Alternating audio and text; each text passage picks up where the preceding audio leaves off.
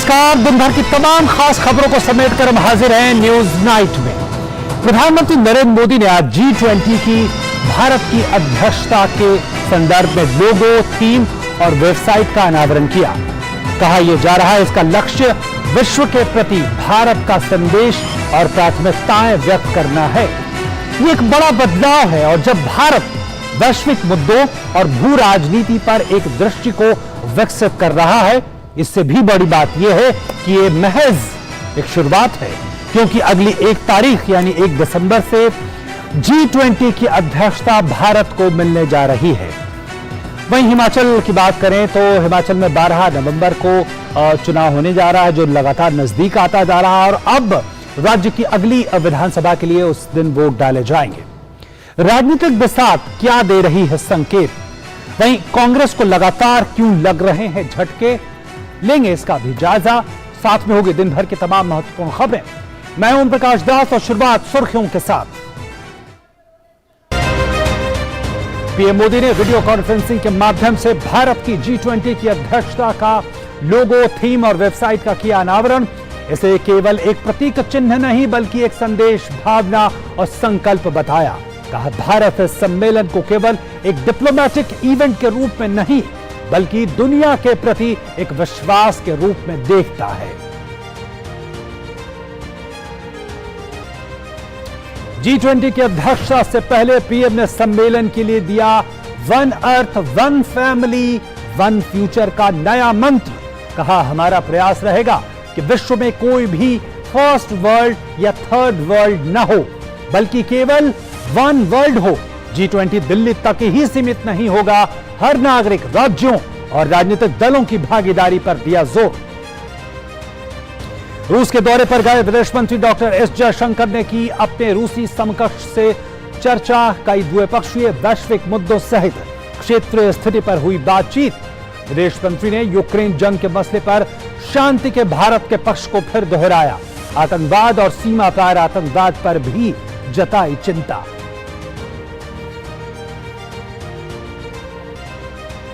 हिमाचल में विधानसभा चुनाव के लिए चुनाव प्रचार चरम पर। बीजेपी की ओर से नितिन गडकरी, स्मृति ईरानी, योगी आदित्यनाथ और रविशंकर प्रसाद जैसे दिग्गजों ने संभाला मोर्चा। कांग्रेस पर किए हमले। अशोक गहलोत और सचिन पायलट के बीजेपी पर वार। आम आदमी पार्टी घर घर जाकर कर रही है प्रचार।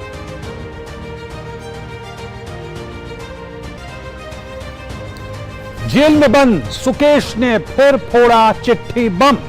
कहा अगर केजरीवाल के खिलाफ आरोप गलत साबित हुए तो फांसी की सजा को स्वीकार करने को तैयार। नई चिट्ठी पर बीजेपी का आम आदमी पार्टी पर पलटवार। केजरीवाल की चिट्ठी पर उठाए सवाल। अरविंद केजरीवाल और सत्येंद्र जैन का लाई डिटेक्टर टेस्ट कराने की मांग। कर्नाटक कांग्रेस के कार्यकारी अध्यक्ष सतीश जारकिहोली के हिंदू को लेकर दिए गए विवादित बयान पर बीजेपी का पलटवार। कहा कांग्रेस हमेशा हमारी प्राचीन संस्कृति के बारे में बुरा बोलती है। अनुराग ठाकुर ने कहा चुनाव के समय याद आते हैं जनेऊ और भगवान, बाकी समय देते हैं गाली। कांग्रेस का बयान से किनारा। आईसीसी T20 विश्व कप के पहले सेमीफाइनल में कल पाकिस्तान की टक्कर न्यूजीलैंड से। टूर्नामेंट में पाकिस्तान का सफर उतार चढ़ाव भरा। न्यूजीलैंड ने ग्रुप में शीर्ष पर रहते हुए अंतिम 4 में बनाया है स्थान।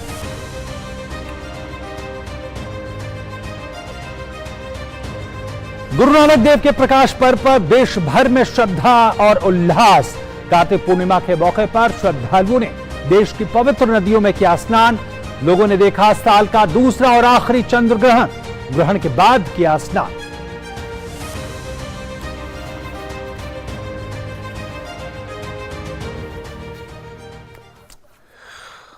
और सबसे पहले बात करते हैं G20 की और भारत 1 दिसंबर से G20 की अध्यक्षता संभालेगा। इससे पहले आज प्रधानमंत्री मोदी ने वीडियो कॉन्फ्रेंसिंग के जरिए G20 के नए लोगो, थीम और वेबसाइट का अनावरण किया। इस मौके पर प्रधानमंत्री ने कहा कि 1 दिसंबर से भारत G20 की अध्यक्षता करेगा और भारत के लिए एक ऐतिहासिक अवसर है। आजादी के इस अमृत काल में देश के सामने यह कितना बड़ा अवसर आया है, यह हर भारतवासी के लिए गर्व की बात है, गौरव बढ़ाने वाली बात है। अगले महीने भारत जब दुनिया के सबसे बड़े और अहम संगठनों में शुमार G20 की अध्यक्षता संभालेगा तो विश्व राजनीति के लिहाज से ये बेहद अहम होगा। G20 की अध्यक्षता संभालने से पहले मंगलवार को पीएम मोदी ने वीडियो कॉन्फ्रेंसिंग के माध्यम से भारत की G20 की अध्यक्षता के लोगो, थीम और वेबसाइट का अनावरण किया। ये लोगो, थीम और वेबसाइट भारत के संदेश और दुनिया के प्रति उसकी व्यापक प्राथमिकताओं को दिखाते हैं। G20 की वेबसाइट है www.g20.in। इस मौके पर पीएम मोदी ने साफ कहा कि भारत की G20 की अध्यक्षता बेहद अहम है। उन्होंने कहा कि जो लोगो लॉन्च हुआ है उसमें देशवासियों की अहम भूमिका रही। साथ ही उन्होंने कहा कि ये केवल एक प्रतीक चिन्ह नहीं बल्कि एक संदेश, एक भावना, एक संकल्प है। इस लोगो और थीम के जरिए हमने ये संदेश दिया है, युद्ध से मुक्ति के लिए बुद्ध के जो संदेश है, हिंसा के प्रतिरोध में महात्मा गांधी के जो समाधान है, G20 के जरिए भारत उनकी वैश्विक प्रतिष्ठा को नई ऊर्जा दे रहा है। भारत 1 दिसंबर से इंडोनेशिया से G20 की अध्यक्षता ग्रहण करेगा।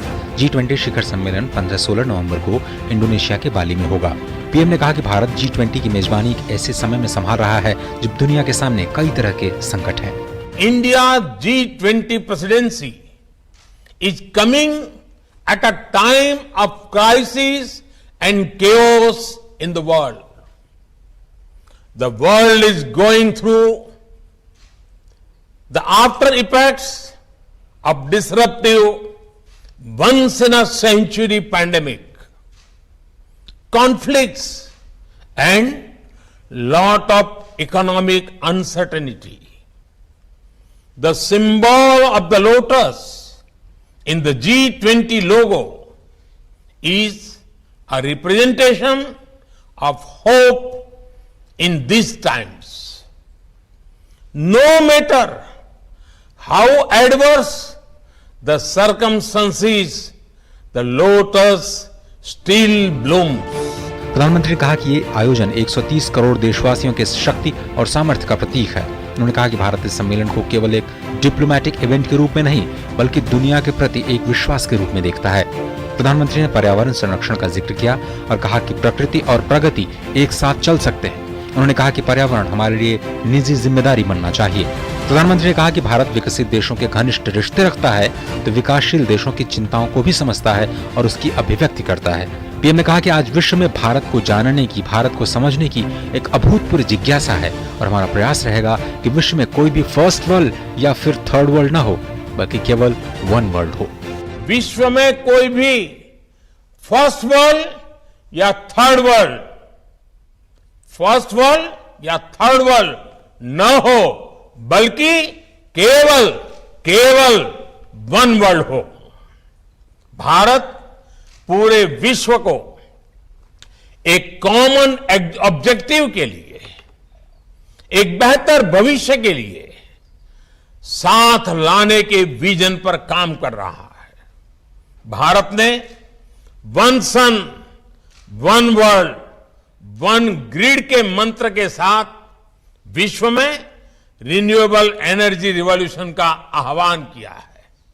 भारत ने वन अर्थ, वन हेल्थ इस मंत्र के साथ ग्लोबल हेल्थ को मजबूत करने का अभियान चलाया है और अब G20 में भी हमारा मंत्र है one earth, one family, one future. G20 की अध्यक्षता भारत को अंतर्राष्ट्रीय महत्व के महत्वपूर्ण मुद्दों पर वैश्विक एजेंडे में योगदान करने का एक अनूठा अवसर प्रदान करेगी। G20 अंतर्राष्ट्रीय आर्थिक सहयोग का एक प्रमुख मंच है जो वैश्विक सकल घरेलू उत्पाद का लगभग 85%, वैश्विक व्यापार का 75% से अधिक और विश्व की लगभग 2/3 आबादी का प्रतिनिधित्व करता है। G20 की अध्यक्षता के दौरान भारत देश भर में विभिन्न स्थलों पर 32 विभिन्न क्षेत्रों से संबंधित लगभग 200 बैठकें आयोजित करेगा। अगले साल होने वाला G20 शिखर सम्मेलन भारत द्वारा आयोजित किया जाने वाला शीर्ष स्तर के राष्ट्रीय सम्मेलनों में से एक होगा। पीएम मोदी के नेतृत्व में भारत की विदेश नीति लगातार दुनिया के केंद्र में आई है। प्रधानमंत्री के दृष्टिकोण पर आधारित भारत की विदेश नीति वैश्विक मंच पर नेतृत्व की भूमिका निभाने की दृष्टि से उभर रही है और G20 की अध्यक्षता इसे और व्यापक बनाएगी। Bureau report, DD news. और अब भारत रूस संबंधों की बात कर ले तो रूस यूक्रेन युद्ध शुरू होने के बाद से भारत के विदेश मंत्री अपनी पहली रूस यात्रा पर हैं और इसी दौरान डॉक्टर एस जयशंकर ने आज मॉस्को में अपने रूसी समकक्ष सरगेई लावारोव से मुलाकात की और आपसी हितों को बढ़ावा देने के साथ ही द्विपक्षीय, क्षेत्रीय और वैश्विक मुद्दों पर चर्चा की। इस मौके पर विदेश मंत्री एस जयशंकर ने यह कहा कि हमारी बातचीत ग्लोबल स्थिति के साथ क्षेत्रीय संकटों पर भी रही है और दोनों ही देश मल्टीपोलर दुनिया में एक दूसरे से जुड़ते हैं। विदेश मंत्री डॉक्टर एस जयशंकर ने मंगलवार को मॉस्को में अपने रूसी समकक्ष सरगेई लावरोव से मुलाकात की। इस दौरान कई द्विपक्षीय, वैश्विक मुद्दों सहित क्षेत्रीय स्थिति पर बात हुई। दोनों मंत्रियों ने परस्पर सहयोग को और अधिक व्यापक तथा मजबूत करने पर चर्चा की। दोनों ने यूक्रेन युद्ध, ऊर्जा संकट और अफगानिस्तान को भारत की मानवीय सहायता सहित कई वैश्विक मुद्दों पर विचारों का आदान प्रदान किया। विदेश मंत्री जयशंकर ने यूक्रेन पर भारत के रुख को दोहराते हुए कहा कि भारत शांति के पक्ष में है। वार्ता के बाद नेताओं ने संयुक्त प्रेस वार्ता की। Prime Minister Modi conveyed to President Putin in Samarkand in September, this is not an era of war. The global economy is simply too interdependent for a significant conflict anywhere not to have major consequences elsewhere. We are seeing growing concerns on energy and food security emanate from the conflict that are coming on top of severe stresses created by 2 years of COVID. The global south especially is feeling this pain very acutely. India, therefore, strongly advocates a return to dialogue and diplomacy. We are clearly on the side of peace, respect for international law and support for the UN Charter. Bharat के रूस के साथ रिश्तों को लेकर पश्चिम की ओर से दबाव के बारे में सवाल का भी विदेश मंत्री जयशंकर ने जवाब दिया। ऊर्जा बाजार की स्थिति का उल्लेख करते हुए विदेश मंत्री ने स्पष्ट रूप से कहा कि यह सुनिश्चित करना भारत सरकार का मौलिक दायित्व है कि भारतीय उपभोक्ताओं की लाभप्रद बाजारों तक पहुंच सुनिश्चित हो। For us, Russia has been a steady and time-tested partner as regards, the oil supply issue.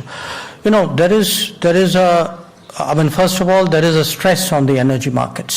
Okay, this is a stress which has been created by a combination of factors.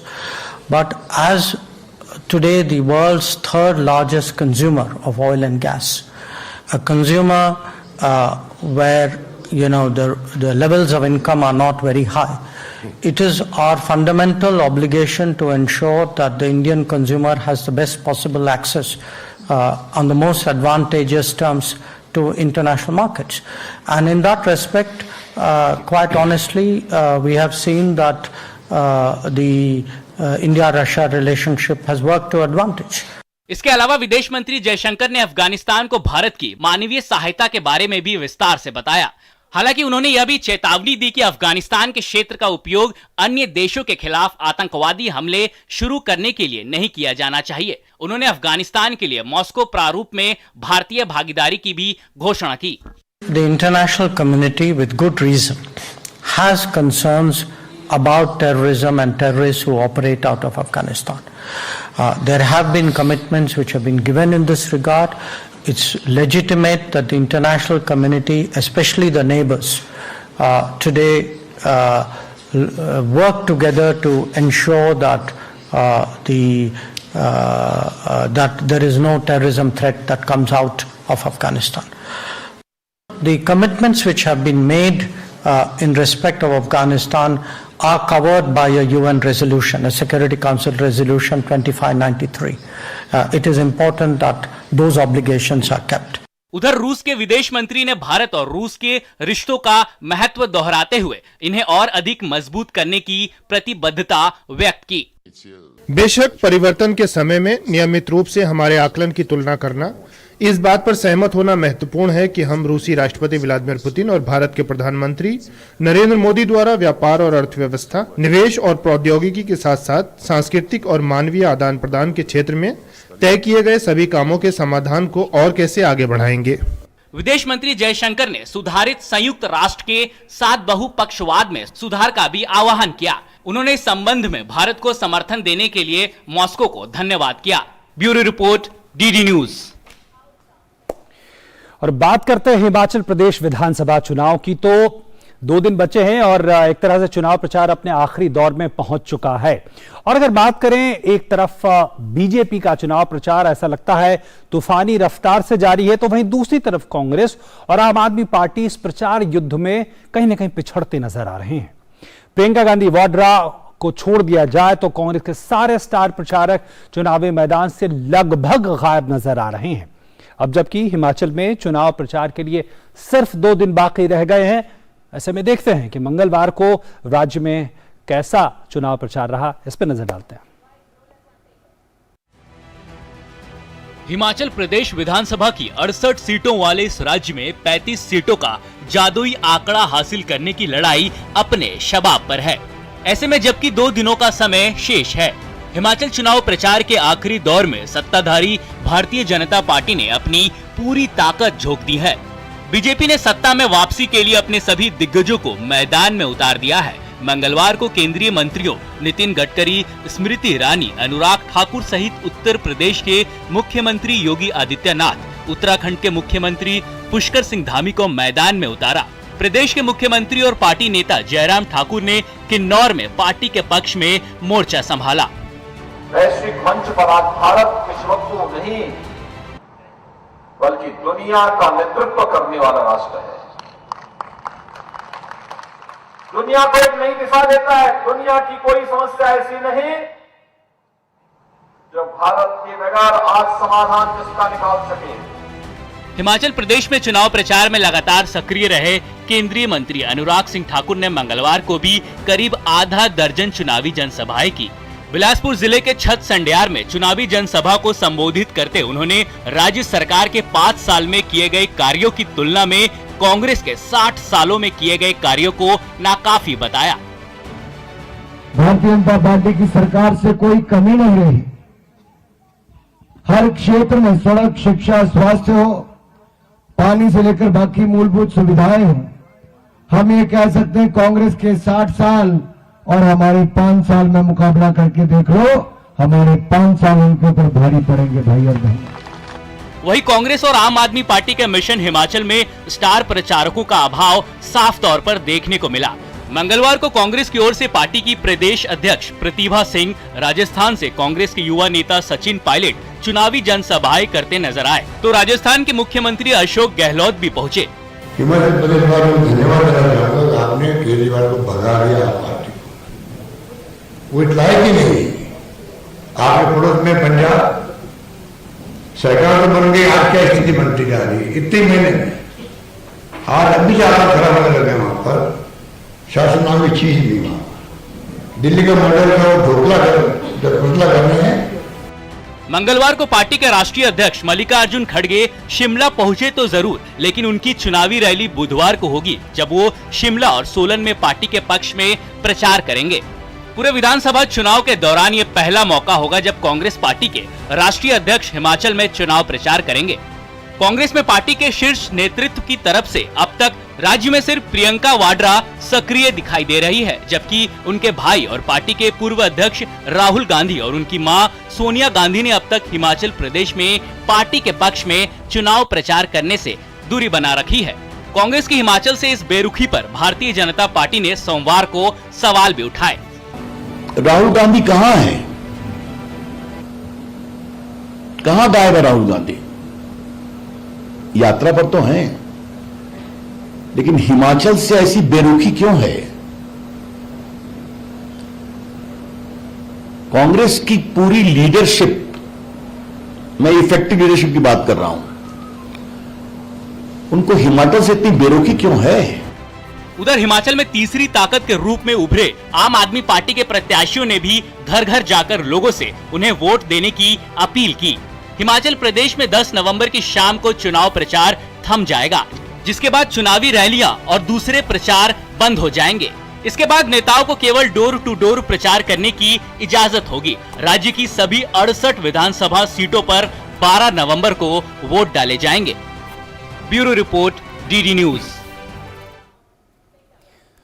तो बेहद दिलचस्प होते जा रहे इस हिमाचल प्रदेश चुनाव की बात करें तो निश्चित तौर पर भाजपा ने काफी कुछ झोंक दिया है इस चुनाव प्रचार में। तमाम स्टार प्रचारक लगातार जनता से रूबरू हो रहे हैं, लेकिन सवाल है कि जो एक बड़ी चैलेंजर यानी कांग्रेस है, उसके स्टार प्रचारक काफी कम दिख रहे हैं या ना के बराबर दिख रहे हैं। सबसे बड़ा नाम राहुल गांधी की बात करें तो राहुल गांधी फिलहाल अभी तक हिमाचल नहीं पहुंचे हैं। आम आदमी पार्टी शुरू में काफी जोर दे रही थी, लेकिन फिलहाल उनके भी जो बड़े नाम है अरविंद केजरीवाल या फिर हम बात कर लें मनीष सिसोदिया की, उनकी बहुत कम झलक राज्य में दिखी है। क्या कांग्रेस और आम आदमी पार्टी जैसे पार्टियों ने क्या एक तरह से भाजपा को क्या वॉकओवर दे दिया है, या कोई ऐसी चुनावी रणनीति है जिसका अभी तक हम जायजा नहीं ले पाए हैं? हम जायजा लेंगे और जब बात करेंगे राजनीतिक दलों के प्रतिनिधियों से थोड़ी देर बाद। फिलहाल यहां पे रुक रहे हैं हम न्यूज नाइट में एक छोटे से ब्रेक के लिए। ये विशाल है ना, इसका सब प्रॉपर चलता है। कल उसके बैंक अकाउंट में 15,000 रुपए का फ्रॉड हुआ है, पता है? इसको तो कोई टेंशन ही नहीं होती है, देखना। टेंशन क्यों? मेरी कोई गलती नहीं थी। फिर भी फ्रॉड होने पर मैंने तुरंत बैंक को इन्फॉर्म कर दिया। आरबीआई कहता है अगर आपके अकाउंट से किसी ने धोखे से पैसे निकाले हैं तो बैंक को जल्द से जल्द इन्फॉर्म कीजिए। 3 दिन के अंदर इन्फॉर्म किया तो कोई नुकसान नहीं होगा। जितना लेट करोगे उतना ज्यादा नुकसान। और सुन, सब चलता नहीं है, प्रॉपर चलाना पड़ता है। आरबीआई कहता है जानकार बनिए, सतर्क रहिए।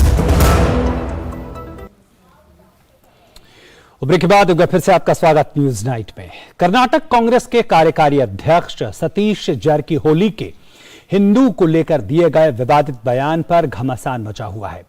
बीजेपी ने पलटवार करते हुए कहा है कि कांग्रेस हमेशा हमारी प्राचीन संस्कृति के बारे में बुरा बोलती है। वहीं केंद्रीय मंत्री अनुराग सिंह ठाकुर ने यह कहा कि कांग्रेस को चुनाव के समय जनेऊ और भगवान याद तो आते हैं, लेकिन बाकी समय वो हिंदुओं को गाली देते हैं।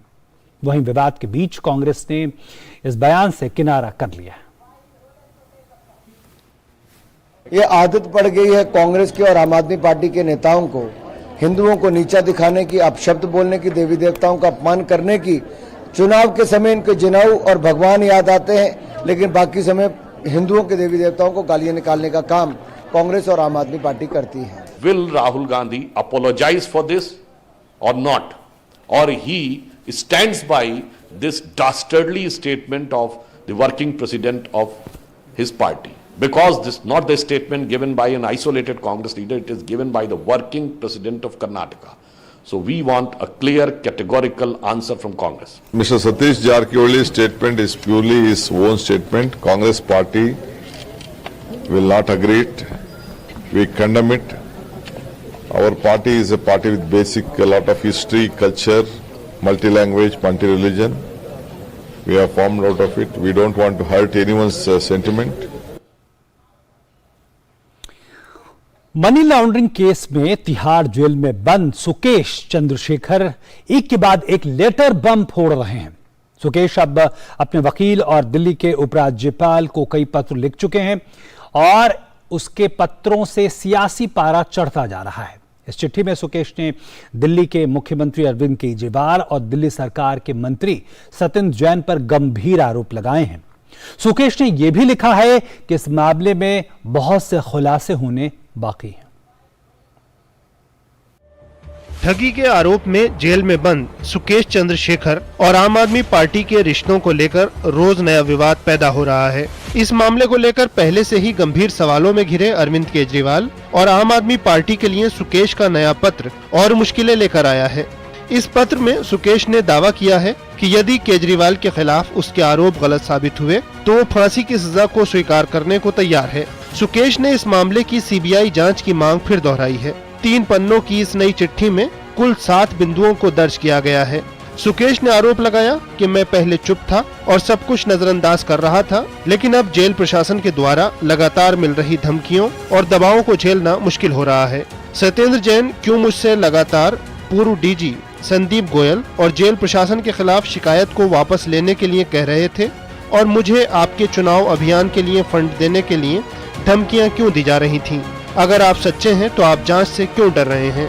केजरीवाल जी, अगर मेरे द्वारा लगाए दिल्ली के उपराज्यपाल के पास उठाए गए मुद्दे गलत पाए जाते हैं तो मैं फांसी पर लटकने के लिए भी तैयार हूं। लेकिन क्या आप आरोप साबित होने पर सियासत छोड़ देंगे? यदि आरोप गलत हैं तो आपको सीबीआई की जांच का स्वागत करना चाहिए। आप और आपके साथी मुझे उकसाना बंद करें, वरना मैं कुछ ऐसी चीजों का खुलासा करने पर मजबूर हो जाऊंगा जो बेहद पर्सनल हैं। इससे आपको या जैन को कोई खुशी नहीं होगी और देश के लोगों को भी हैरानी होगी। सुकेश की नई चिट्ठी सामने आने के बाद भाजपा ने केजरीवाल पर फिर जोरदार हमला बोला। आज एकेवीसी कंपनी, अरविंद केजरीवाल वसूली कंपनी का चौथा अध्याय सामने निकलकर आया है, एक कैंडिड कन्फेशन के रूप में जो सुकेश ने किया है, जिसमें बताया गया है कि पंजाब और गोवा के चुनावों के लिए एकेवीसी कंपनी ने पैसे सुकेश से, मतलब अपने क्लाइंट, ठग क्लाइंट से लिए और वसूली एजेंट सत्येंद्र जैन और कैलाश गहलोत के द्वारा ये पैसे उठाए गए। सुकेश चंद्रशेखर इससे पहले 3 पत्र लिख चुका है, जिनमें अरविंद केजरीवाल, मनीष सिसोदिया और सत्येंद्र जैन पर गंभीर आरोप लगाते हुए सारे घटनाक्रम की जांच की मांग की गई है। ध्यान रहे कि केजरीवाल के मंत्री सत्येंद्र जैन जिस तिहाड़ जेल में बंद हैं, पहले सुकेश भी वहां बंद था। भाजपा का आरोप है कि जैन वहां बैठकर केजरीवाल के संपर्क में हैं और वसूली का रैकेट चला रहे हैं। भाजपा ने इन्हें किसी अन्य जेल में ट्रांसफर करने की मांग की है। बीजेपी का कहना है कि तिहाड़ का प्रशासन दिल्ली सरकार के पास है। ऐसे में सुकेश को डराने, धमकाने और चिट्ठी लिखवाए जाने को लेकर भी भ्रम पैदा किए जा रहे हैं। ये सब बेबुनियाद हैं। एक बड़ा सवाल उठता है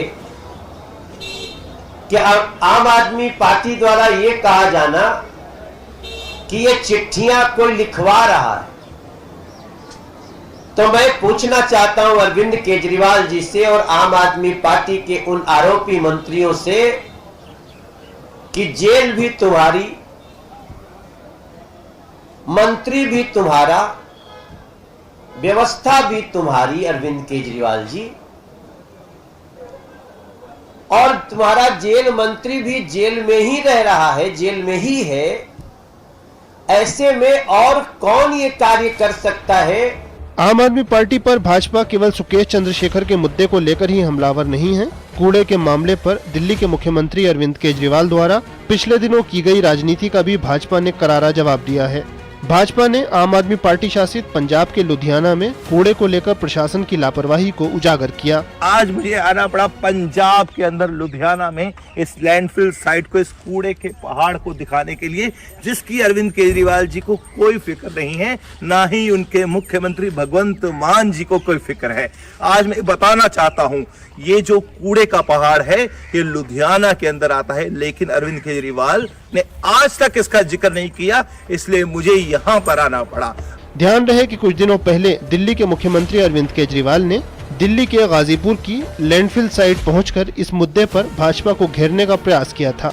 दिल्ली में नगर निगम चुनाव को देखते हुए ये मुद्दा आम आदमी पार्टी और भाजपा के बीच जुबानी जंग का विषय बन गया है। रजनीश त्रिपाठी के साथ ब्यूरो रिपोर्ट, डीडी न्यूज। और भारतीय जनता पार्टी के वरिष्ठ नेता लाल कृष्ण आडवाणी का 55वां जन्मदिन है और इस मौके पर प्रधानमंत्री नरेंद्र मोदी लाल कृष्ण आडवाणी से मिलने उनके आवास पर पहुंचे और उन्हें जन्मदिन की बधाई दी। रक्षा मंत्री राजनाथ सिंह और पार्टी के अन्य वरिष्ठ नेताओं ने भी उन्हें शुभकामनाएं दी।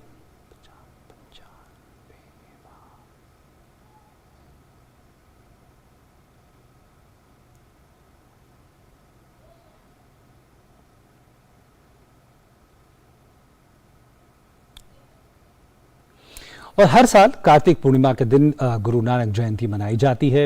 इस बार कार्तिक पूर्णिमा आज दुनिया भर में मनाई जा रही है। गुरु नानक देव जी सिख समुदाय के पहले गुरु थे। उन्होंने सिख धर्म की नींव रखी थी, इसलिए यह दिन सिख समुदाय के लोगों के लिए विशेष महत्व का है। वहीं बड़ी संख्या में आज लोगों ने नदियों और सरोवरों में पावन स्नान कर कार्तिक पूर्णिमा भी मनाई। तेरी बड़ी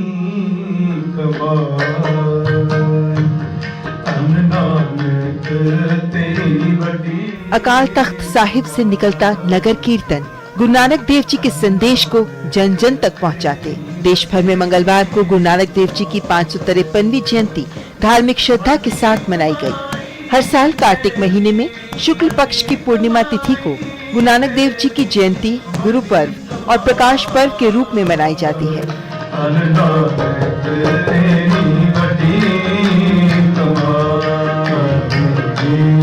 सतगुरु गुरु नानक देव महाराज ਦੇ ਪ੍ਰਕਾਸ਼ ਪੁਰਬ ਦੀਆਂ ਬਹੁਤ ਵਧਾਈਆਂ। ਗੁਰੂ ਸਾਹਿਬ ਕਿਰਪਾ ਕਰਨ, ਸਾਡੇ ਪਰਿਵਾਰਾਂ ਅੰਦਰ ਖੁਸ਼ੀਆਂ ਖੇੜੇ, ਨਾਮਦਾਨ, ਇਸ਼ਨਾਨ, ਸਿੱਖੀ ਸਿਦਕ, ਭਰੋਸਾ ਬਖਸ਼ਿਸ਼ ਕਰਨ।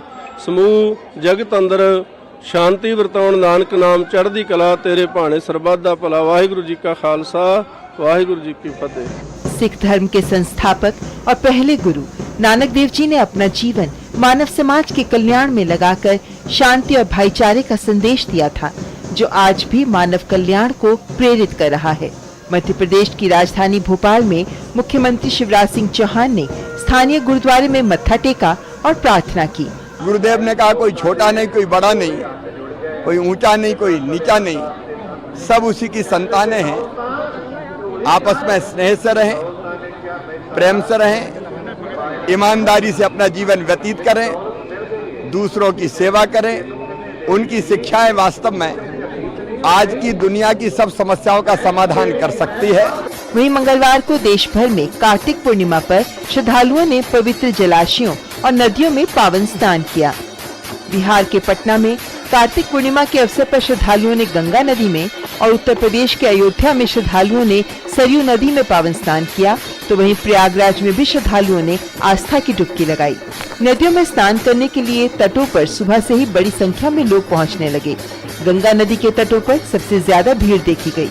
उत्तराखंड के हरिद्वार में गंगा नदी में स्नान के लिए लोगों का सैलाब उमड़ा, तो उत्तर प्रदेश के गढ़मुक्तेश्वर में भी कार्तिक पूर्णिमा के अवसर पर श्रद्धालुओं ने गंगा नदी में पावन स्नान किया। वाराणसी में भी कार्तिक पूर्णिमा के अवसर पर गंगा के घाट पर श्रद्धालुओं की भीड़ देखने को मिली।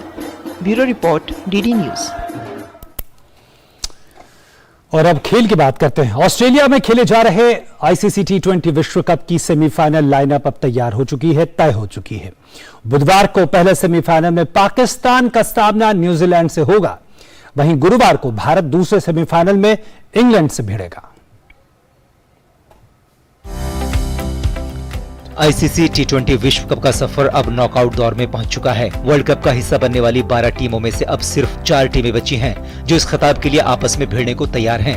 बुधवार को प्रतियोगिता का पहला सेमीफाइनल मुकाबला सिडनी में खेला जाएगा, जिसमें पाकिस्तान और न्यूजीलैंड आमने सामने होंगे। वहीं दूसरे सेमीफाइनल में भारत का मुकाबला इंग्लैंड से होगा। यह मैच गुरुवार को एडिलेड में खेला जाएगा। पाकिस्तान की टीम ने नाटकीय ढंग से सेमीफाइनल में जगह बनाई है। सुपर 12 के शुरुआती 2 मुकाबले हारने के बाद टीम ने सेमीफाइनल में स्थान बनाया है। गौरतलब है कि पाकिस्तानी टीम को भारत और जिम्बाब्वे दोनों के खिलाफ पराजय का सामना करना पड़ा था। इसके बाद लग रहा था कि यह टीम सेमीफाइनल से पहले बाहर हो जाएगी, लेकिन ऐसा नहीं हुआ और दक्षिण अफ्रीका के खराब प्रदर्शन का लाभ पाकिस्तान को मिला। 5 में से 3 मैचों में जीत दर्ज करते हुए पाकिस्तान की टीम ने 6 अंकों के साथ ग्रुप 2 की तालिका में दूसरा स्थान हासिल किया। इस तरह पाकिस्तान की टीम के लिए एक चमत्कार हुआ और वो लगातार दूसरे साल भी T20 वर्ल्ड कप के सेमीफाइनल में पहुंच गए। वहीं दूसरी ओर न्यूजीलैंड ने इस प्रतियोगिता में अपना दमदार प्रदर्शन दिखाया है। कीवी टीम ने ग्रुप 1 में 7 अंक के साथ पहला स्थान हासिल किया। सेमीफाइनल के अपने सफर में न्यूजीलैंड ने ऑस्ट्रेलिया, श्रीलंका और आयरलैंड के खिलाफ जीत दर्ज की थी, जबकि उन्हें इंग्लैंड के खिलाफ हार मिली थी। इसके अलावा न्यूजीलैंड का एक मैच बारिश के कारण बेनतीजा रहा था। तो नजरें तो दोनों सेमीफाइनल पर होंगी कि आखिर फाइनल में कौन कौन सी टीम भिड़ती है। फिलहाल रुक रहे हैं छोटे से ब्रेक लिए। ब्रेक के बाद लौटेंगे तो बात करेंगे हिमाचल प्रदेश में जो चुनावी गहमा गहमी है, आखिर वो किस बात के संकेत दे रही है और तमाम राजनीतिक दलों के क्या दावे हैं और जनता क्या इरादे सामने रख रही है। रुक रहे हैं छोटे से ब्रेक के लिए।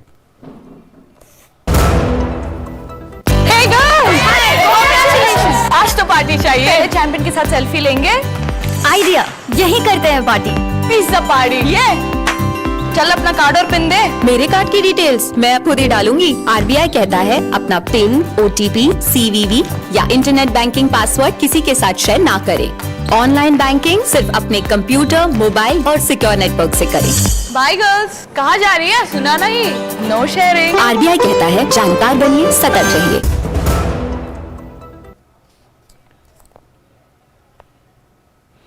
और ब्रेक के बाद एक बार फिर से आपका स्वागत न्यूज नाइट में। और बात करेंगे अब हिमाचल प्रदेश में जो चुनावी गहमा गहमी है। 2 दिन चुनाव प्रचार के सिर्फ बचे हैं। 12 तारीख को वहां मतदान होना है। 1 चरणों में तमाम 68 सीटों पर मतदान होना है और इसी पर आधारित हमारा आज का विशेष। और हमारा विशेष कहता है हिमाचल प्रदेश कांग्रेस छोड़ने का सिलसिला जारी, क्योंकि आज ही खबर आई कि 26 जो कांग्रेस के सदस्य हैं उन्होंने पार्टी छोड़ दी और उसके बाद वो भाजपा में शामिल हुए हैं, जिसमें प्रदेश कांग्रेस कमेटी के पूर्व महासचिव धर्मपाल ठाकुर भी इन 26 लोगों में शामिल हैं और ये भाजपा में शामिल हुए हैं। तो ये तो एक खबर है। दूसरी खबर ये भी लगातार चर्चा हो रही है कि आखिर कांग्रेस के जो आलाकमान ये कहें बड़े नाम है वह के चुनाव प्रचार में क्यों सक्रिय नहीं है और भाजपा क्या संकेत दे रही। 3 खास मेहमान हमारे साथ जुड़ गए हैं, आइए उनसे आपका परिचय करा दें। हमारे साथ धनंजय गिरी साहब हैं, भाजपा के प्रवक्ता। हमारे साथ हैं आनंद माधव साहब, प्रवक्ता कांग्रेस की तरफ से। और हमारे साथ वरिष्ठ पत्रकार रामकृपाल सिंह जी भी हमारे साथ जुड़े हुए हैं। और सबसे पहले धनंजय गिरी जी, आपसे आज जिस तरह से तमाम प्रतिक्रियाएं आई भाजपा की तरफ से, रविशंकर प्रसाद जी उन्होंने ये बयान दिया कि आखिर राहुल गांधी कहां हैं, क्यों बेरुखी है हिमाचल प्रदेश से, तो ये चिंता कांग्रेस को लेकर क्यों भाजपा को हो रही है? कांग्रेस अगर आपको वॉकओवर दे रही है तो ये आपके लिए खुशी की बात है? नहीं ओम प्रकाश जी, ऐसा है कि कांग्रेस वॉकओवर दे न दे, हमें इस देश की जनता का आशीर्वाद प्राप्त है। और देश में जो भी चुनाव हो रहे हैं या विभिन्न प्रदेशों में जो चुनाव हो रहे हैं, अभी चुनाव के नतीजे आपके सामने हैं। देश और प्रदेश, तमाम प्रदेश की जनता का भारतीय जनता पार्टी को आशीर्वाद प्राप्त है। और ये भाजपा की जीत नहीं है, ये भारतीयता की जीत है। भारत उभरते हुए नए किस जीत की बात कर रहे हैं धनंजय गिरी जी? किस जीत की बात कर रहे हैं? अभी तो चुनाव होने हैं। तो लगातार जो हम जीत की नहीं, हिमाचल की बात करें, हिमाचल की बात कर लेते हैं। हाँ, देखिए हिमाचल का जो विकास है, वहां के सरकार के आर्थिक विकास के प्रतिबद्धता का प्रतिफल यह व्यास, वशिष्ठ, पराशर, लोमस, मार्कंडे की निवास भूमि रही। यहाँ का आर्थिक विकास का मुख्य आधार जो है पनबिजली, पर्यटन, कृषि। भाजपा सरकार ने पर्यटन के लिए आधारभूत संरचनाओं पर जोर दिया है। अभी आप प्रधानमंत्री के शब्दों में कहें तो कितना नजदीक से वो महसूस करते हैं हिमाचल को। उनके तमाम तरह के रैलियों में आप देख सकते हैं, उनकी कर्मभूमि रही है, वहां से पग पग से वो वाकिफ है। और उन्होंने कहा कि हिमाचल के हर घर को एक मजबूत किले के तौर पर लेते हैं। हिमाचल में जबकि शिमला में या जब कोई किसी बच्चे को तिलक लगाया जाता है तो वो रक्षा का प्रतीक होकर जाता है। तो इस तरह से वो समझते हैं। दूसरा, हमारे पार्टी के राष्ट्रीय अध्यक्ष आदरणीय जयप्रकाश नड्डा जी भी हिमाचल से ही आते हैं। ऐसे में हम ये मानकर चल रहे हैं कि वहां की जनता डबल इंजन सरकार को आशीर्वाद देगी। और कोरोना काल के बाद हम लोगों ने जिस ढंग से उसको सजाया है, संवारा है और वहां के टूरिज्म में भी वृद्धि हुई है, तो इससे वहां के वर्तमान परिस्थितियों से ऐसा हमें लगता है कि हमें जनता का आशीर्वाद मिलेगा। तो वो कहते हैं ना कि सर झुकानी पड़ती है जमहूरियत में, तब जाके सरदारी आपके हाथ आती है। तो हम जनता के सामने नतमस्तक हैं, अपना काम कर रहे हैं। पूरी दिन रात डबल इंजन की सरकार जो मेहनत कर रही है उसका प्रतिफल होगा कि हमें जनता का आशीर्वाद मिलेगा। मेरे सवाल का लेकिन आपने जवाब नहीं दिया। नहीं, हमारी रुचि राहुल गांधी जी में बिल्कुल नहीं है। और आपको बताएं ओम प्रकाश जी, बड़ा आश्चर्य लगेगा आपको, जब चुनाव का दौर चल रहा है तो राहुल गांधी जी कहां की यात्रा कर रहे हैं? उनके यात्रा में कोई चुनावी जगह आती नहीं है। वो राजनीतिक व्यक्ति हैं। तो एक ऐसी किंवदंती है, सुनने में आता है कि कांग्रेस पार्टी में लोग कहते हैं कि राहुल गांधी को तमाम जो नेता है जो चुनाव लड़ रहे होते हैं, वो कहते हैं कि आप हमारे क्षेत्र में ना आइएगा, क्योंकि क्या बोल दीजिएगा हमारी जीतने वाली या कुछ जो कॉन्टेस्ट में होंगे वो कॉन्टेस्ट से बाहर हो जाएंगे। करोड़ों रुपए खर्चा करके और इतनी लंबी यात्रा करने के बाद आप कांग्रेस के कुछ नेताओं के मुंह से ऐसे ऐसे बात निकल जा रही है, ऐसे ऐसे बात कह दे रहे हैं, या कहवाया जा रहा है, या इंटेंशन है, या जो उनका मूल है वो चरित्र बाहर आ जा रहा है कि आप देख रहे हैं कि क्या थूकम फजीयत हो रही है और क्या उसके परिणाम निकल रहे हैं। जो भारत माता से प्रेम करेगा, अगर आपको राम राज्य लाना है तो राम की शरण में जाना पड़ेगा। किसी पादरी के पांव के नीचे बैठने से राम राज्य तो आएगा नहीं। इस देश का जनमानस भली भांति जानता है, भली भांति समझता है। जी बिल्कुल। आनंद माधव जी, ये सवाल तो है ही आपसे कि क्या एक तरह की जो पार्टी के बड़े नाम हैं वो क्या बेरुखी दिखा रहे हैं? और इसी से जुड़ा एक सवाल ये भी है कि क्या एक तरह से वॉकओवर दे रहे हैं क्या? देखिए ओम प्रकाश जी, मुझे तो लग रहा है कि आप भी एक भाजपा की प्रवक्ता की तरह बात कर रहे हैं, माफ कीजिएगा इसके लिए।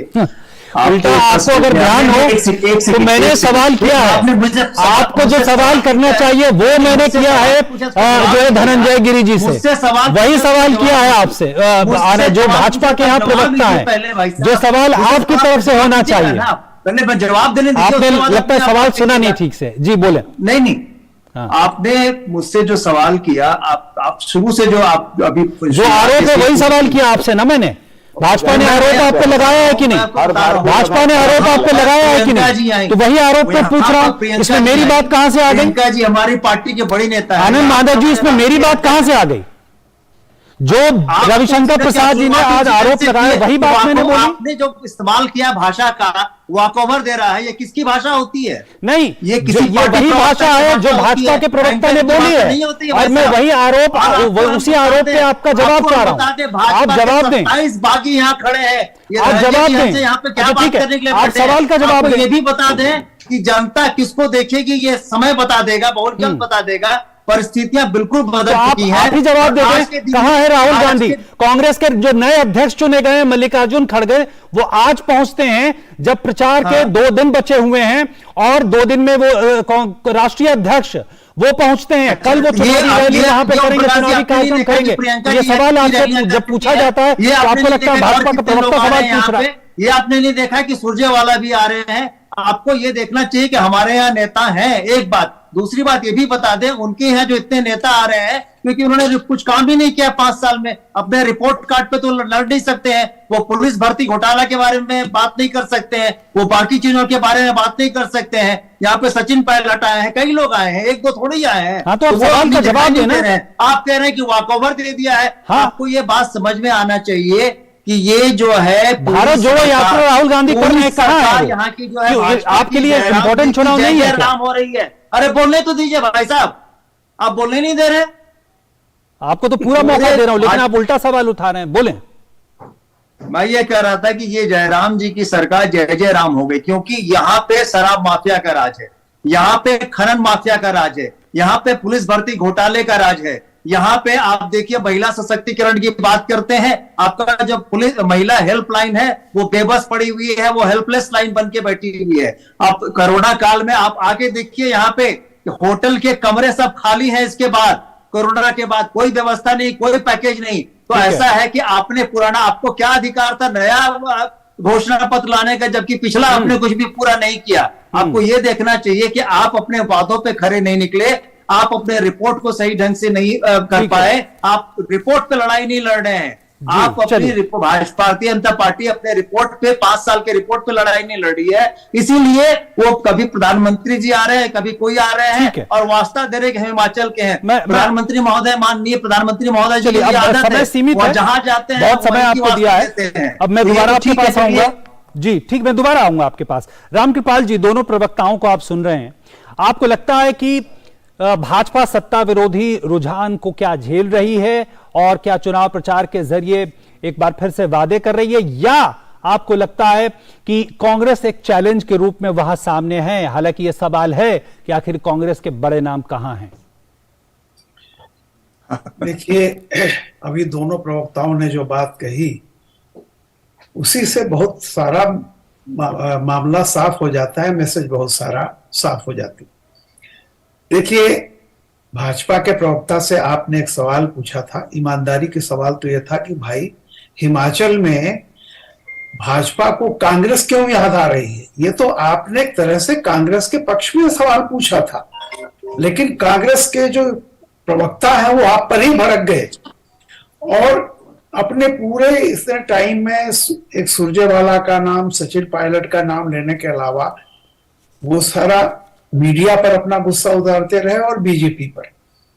देखिए, मेरा यह कहना है कि 2014 के बाद देखिए इस देश में एक जो बहुत बड़ा परिवर्तन हुआ है, मैंने 70 सालों में कभी ऐसा नहीं देखा है कि इस तरह की एक प्रो इनकम्बेंसी, जिसमें यह हो सकता है कि स्टेट वाइज कोई दूसरी पार्टी भी जीत जाए, लेकिन एक प्रो इनकम्बेंसी का जो माहौल है उसमें कांग्रेस इस तरह से हताश हो गई है कि हिमाचल में 2 दिन के बाद चुनाव प्रचार बंद हो रहा है और आज तक, चलिए राहुल जी की तो अपनी साउथ की यात्रा पर वो कर रहे हैं, लेकिन एक प्रियंका को छोड़ करके न सोनिया जी वहां गई, अब सुना है खड़गे साहब जाने वाले हैं, जो भी है।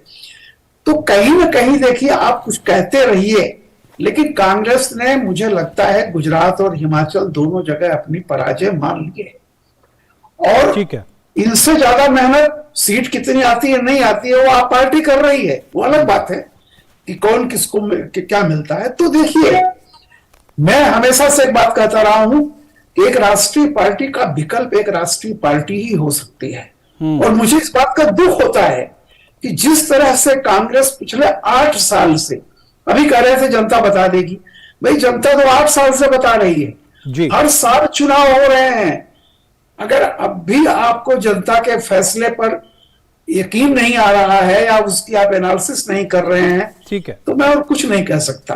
मैसेज बहुत क्लियर, लाउड एंड क्लियर है। जिस तरह से कांग्रेस ने वहां वॉक ओवर दिया है, ये फायदा, ये सबसे बड़ा नुकसान विपक्ष को होगा। ठीक है, ठीक है। कारण यह है कि जो भी बीजेपी का विरोधी एंटी बीजेपी वोट होगा, हर स्टेट में होता है, वो क्या हो जाएगा, वो निराश हो जाएगा कि सबसे बड़ी राष्ट्रीय पार्टी वॉक ओवर दे रही है। ठीक है, यही हालत हिमाचल की, यही गुजरात की है। आनंद माधव जी कुछ बोलना चाह रहे, छोटी सी टिप्पणी करें आनंद जी। मैं बिल्कुल छोटी बात ये कहना चाह रहा हूं कि दिवा स्वप्न देखना लोग छोड़ दें, जमीनी धरातल देखें, यहाँ आकर देखें, यहाँ जनता से आकर पूछें स्थिति क्या है। रही नेताओं की बात, तो हमें आश्चर्य लगता है कि राहुल गांधी जी भारत जोड़ो यात्रा में निकले हुए हैं, जो एक महायज्ञ है। चुनाव हर 5 साल में आएगा, लेकिन भारत जोड़ो यात्रा ये हो रहा है, और इसमें किस लिए आ रहा है ये सबको पता है। तो भारत जोड़ो यात्रा के इनके पास कोई तोड़ नहीं है, यही कारण है कि बार बार इस आरोप को लगा रहे हैं। और इनको बाकी इनको प्रियंका गांधी जी, ये सब वो छोटे नेता। चलिए आनंद जी, आपने अपनी बात रख दी कि एक बड़ी तस्वीर, एक बड़े लक्ष्य के लिए राहुल गांधी बढ़ रहे हैं उस तरफ। मैं जानना चाहूंगा धनंजय जी आपसे कि क्या आपको लगता है कि जिस तरह से भाजपा ने जबरदस्त चुनाव प्रचार किया है और लगातार वहां स्टार प्रचारक प्रधानमंत्री भी वहां पे कल पहुंच रहे हैं, 2 रैलियों को संबोधित करेंगे, आपको लगता है कि जो एक बात भाजपा लगातार कह रही है, डबल इंजन की सरकार और तमाम राज्यों में, आपको लगता है वो मैसेज पहुंच रहा है लोगों तक, डबल इंजन का फायदा पहुंचा है और वो संदेश भी पहुंचा है? देखिए, ऐसा है ना ओम प्रकाश जी की प्रधानमंत्री नरेंद्र मोदी का वजूद, वकार और उनका कद इतना बड़ा है और उनके प्रति लोगों का प्रेम इतना बड़ा है कि जहां लोग रेवड़ियां बांट करके वोट इकट्ठा करना चाहते हैं, वहां प्रधानमंत्री की एक अपील पर लोग सब्सिडी छोड़ देते हैं। तो आप ये समझ लीजिए, प्रधानमंत्री नरेंद्र मोदी जी ने जाकर सभा की कि भाई आप डबल इंजन की सरकार को फिर से ले आइए। तो जहां अब भाई साहब कर रहे थे विकास की बात, तो उन्हें एक डाटा बता दूं, 14 से 17 तक में जो प्रधानमंत्री आवास योजना है उसमें सिर्फ 15 घर बने थे, सिर्फ 15 घर बने थे। और ये प्रधानमंत्री ने जब मन से कहा है, और बीजेपी ने 2017 से 22 तक में 8000 घर बनाए, 8000 घर। आप बेरोजगार पे बात कर रहे हैं, विकास की जो गंगा बह रही है, अग्निपथ का आपने लाया है ना, जो आपने काम किया है, तस्दीक है कि वहां की जनता, वहां की जनता हमें आशीर्वाद देगी, आपके पास मैं आऊंगा आनंद जी, मैं आपके पास आऊंगा तब आप जवाब दे दें। अभी फिलहाल धनंजय गिरी जी को बोलने दें। आनंद जी, मैं आपके पास आऊंगा दोबारा, मैं सवाल के साथ आऊंगा आपके पास, उस समय आप अपनी बात कहिएगा। कुछ बोल दे, सवाल पूछ ले, मैं आपको जवाब दे देता हूं। ठीक है, लेकिन मेरे बीच में ना बोले आनंद जी, आप कुछ पूछना चाहते हैं पूछिए, आप जल्दी पूरा करें धनंजय जी।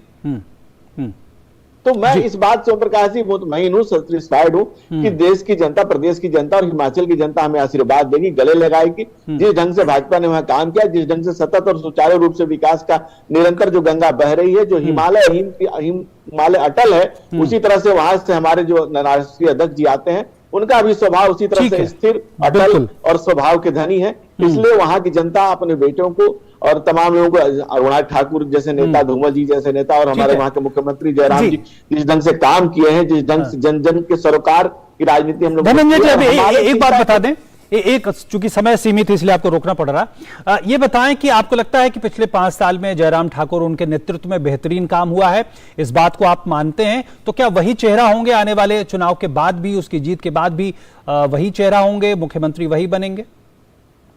देखो प्रकाश जी, हमारे यहाँ जो संगठन का ढांचा है उसमें बहुत क्लियर है कि हमारे यहाँ पद नहीं होता, दायित्व होता है। अलग अलग व्यक्ति अलग अलग समय पर अलग अलग दायित्वों के निर्वहन में लगे हुए होते हैं। जैसा, और कोई एक व्यक्ति नहीं तय करता, कोई भी एक व्यक्ति इस चीज को नहीं तय कर सकता है। पूरा संगठन का स्वरूप है, नीचे से लेकर ऊपर तक जो संगठन का ढांचा है, सांचा है, वो तय करता है कि जिसकी जैसी जरूरत होती है उसको उस समय वैसा दायित्व दिया जाता है। लोगों की नजर में, देखने वालों की नजर में वो पद हो सकता है, लेकिन जो उस पर बैठा हुआ व्यक्ति है और जो पार्टी का कैडर है, जो समर्पित कार्यकर्ता है, वो जानता है कि वो दायित्व बोध से बंधा हुआ। ये बताएं आनंद माधव जी की आपको लगता है कांग्रेस के सामने भी एक समस्या थी, बहुत सारे बागी जो थे वो खुद खड़े हो रहे थे, क्या इस समस्या को आपने मैनेज कर लिया है? और आपको लगता है जो डबल इंजन की सरकार की जो दलील या जो बात सामने भाजपा की तरफ से रखी जाती है, कई राज्यों में सफल हुई है, आपको लगता है उसका मुकाबला आप कर पा रहे हैं? देखिए, दो बातें मैं कहना चाहूंगा। पहला प्रश्न जो आपका था बागियों के बारे में, तो बागियों को ये संभालना, इनके यहाँ 27 बागी खड़े हैं, प्रधानमंत्री महोदय को स्वयं फोन करना पड़ा। आप समझ सकते हैं कि क्या परिस्थिति है, समूची दुनिया ने इस बात को देखा, इनके यहाँ जो बागी है।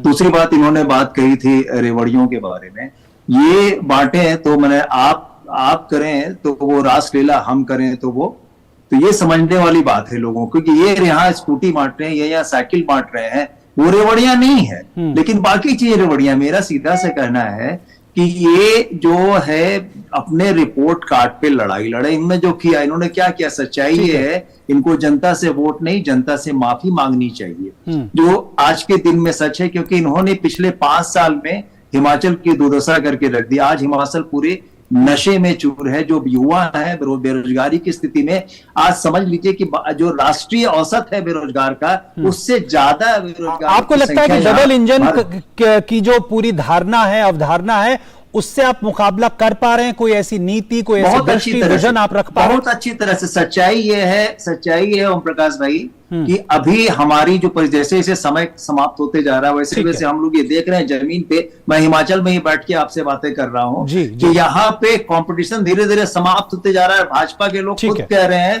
कि भाई साहब इस बार तो आप लोग बिल्कुल बाजी मार लेंगे, ये हमारे पास समय बिल्कुल खत्म हो रहा है, इसलिए आपको रोकूंगा। आनंद जी, रामकृपाल जी, ये बताएं, आपको लगता है कि जिस तरह से हमने कई राज्यों में देखा है डबल इंजन की सरकार को, और इस दलील को, इस बात को जनता ने स्वीकार किया है, क्या हिमाचल वैसा ही होगा या कोई अपवाद होगा?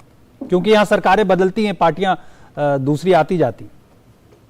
देखिए, अभी कुछ दिन पहले ही करीब 7 विधानसभाओं के जो भी चुनाव रहे हैं, उसमें से 6 सीटें, क्योंकि अंधेरी में तो बीजेपी ने वॉकओवर दे दिया था, तो अगर देखें 6 में से 4 बीजेपी को मिली है। और जो मैं कह रहा हूं कि बहुत सारी चीजें, परिस्थितियां आज की तारीख में, जैसा मैंने कहा कि मैंने कभी देश में प्रो इनकम्बेंसी इस तरह से नहीं देखी थी जी। जिस बात का मैं कोई राय नहीं दे रहा हूं, 2014 से 2022 तक जितने भी इलेक्शन हुए हैं, आप सबकी एनालिसिस कर लीजिए।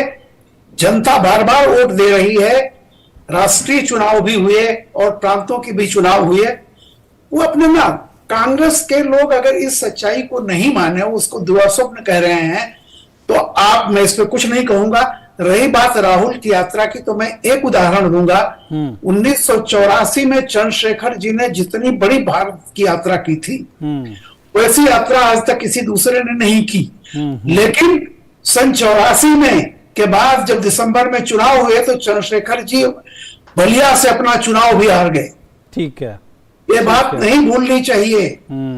आप कहेंगे कि चूंकि वो इंदिरा गांधी की शहादत थी, जो भी कर रहा हो, लेकिन चंद्रशेखर जी इतने महीनों तक पूरे देश में घूमे और आ करके भुवनेश्वरी जो हरियाणा का है, जहां उनका आश्रम था, यात्रा समाप्त की। और उस यात्रा के बाद पहली बार जीवन में चंद्रशेखर बलिया से चुनाव हार गए।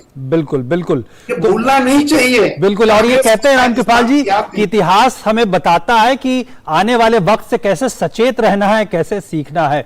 बहुत बहुत धन्यवाद, हमारे पास वक्त इतना है। रामकृपाल जी बहुत बहुत धन्यवाद, और धनंजय गिरी जी आपका भी बहुत बहुत धन्यवाद, और आनंद माधव जी बहुत बहुत धन्यवाद। और यहां पर रुकने छोटे से ब्रेक के लिए बने रहे न्यूज नाइट के साथ। Guided by the vision of Honorable Prime Minister Narendra Modi, the Ministry of Ayush is fully committed to digitize Ayush sector for the benefit of people. A range of digital platforms are developed to support professionals and public. The Ayush Information Hub offers authentic information under various categories such as education policy, drug policy, schemes, events, new trends and developments in the sector. Ayush Next is an interactive platform developed primarily for students and scholars. Ayush Soft is developed with a vision to convert classical Ayurvedic texts into comprehensive and authentic IT-based knowledge repository. In this phase, Ayurvignana, an Ayurvedic encyclopedia, and Shabdanidhi, a glossary of Ayurvedic terminology, have been made available for Ayurveda fraternity. Ayush GIS has been developed for mapping of facilities under categories such as health facilities, colleges, doctors, students. It is a matter of great pride that these platforms have been launched by the Honorable Prime Minister.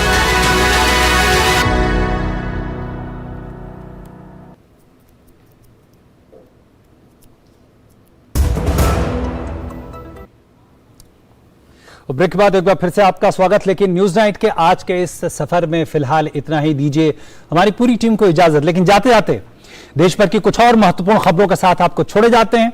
हमें दीजिए इजाजत। नमस्कार।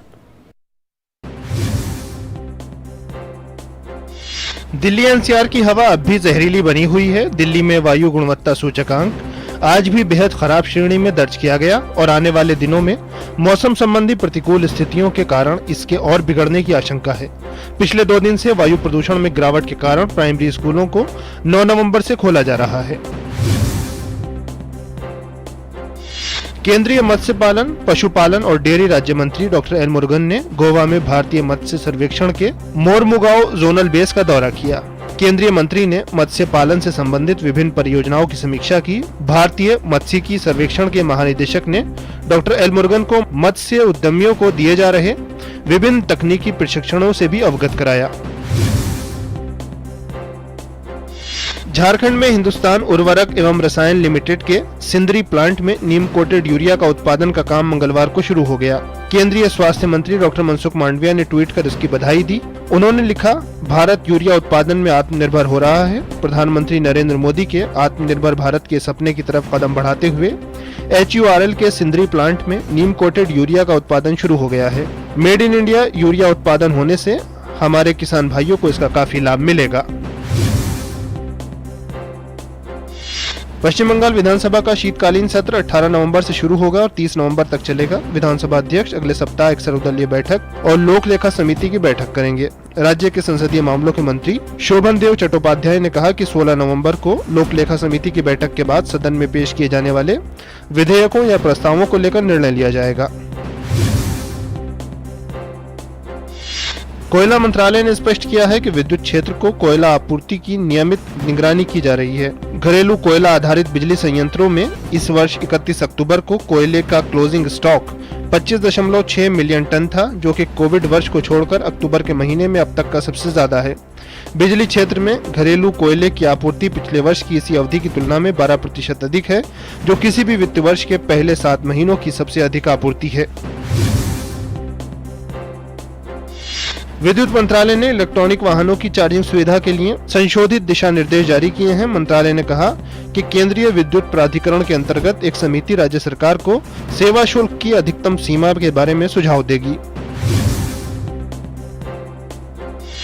Supreme court ने पढ़ाई की fees को लेकर एक अहम फैसला सुनाया। सोमवार को सुप्रीम कोर्ट ने फीस बढ़ाए जाने के मामले की सुनवाई करते हुए कहा कि शिक्षा लाभ कमाने का व्यवसाय नहीं है। ट्यूशन फीस हमेशा भुगतान करने लायक यानी कम होनी चाहिए। दरअसल आंध्र प्रदेश सरकार द्वारा MBBS कोर्स की फीस बढ़ाकर 24 लाख रुपए प्रतिवर्ष किए जाने के खिलाफ सुप्रीम कोर्ट में सुनवाई हुई थी। भारत और फ्रांस की वायुसेना का संयुक्त युद्धाभ्यास गरों 7 जोधपुर में चल रहा है। फ्रांस के 220 सैनिकों की टुकड़ी 4 राफेल फाइटर जेट और मल्टी रोल टैंकर ट्रांसपोर्ट के साथ युद्धाभ्यास कर रही है। दूसरी तरफ भारतीय वायुसेना के राफेल, सुखोई, तेजस और जगुआर फाइटर जेट के अलावा LCH इन युद्ध विमानों में भाग ले रहे हैं। भारत और फ्रांस की वायुसेना के बीच ये युद्धाभ्यास 12 नवंबर तक चलेंगे।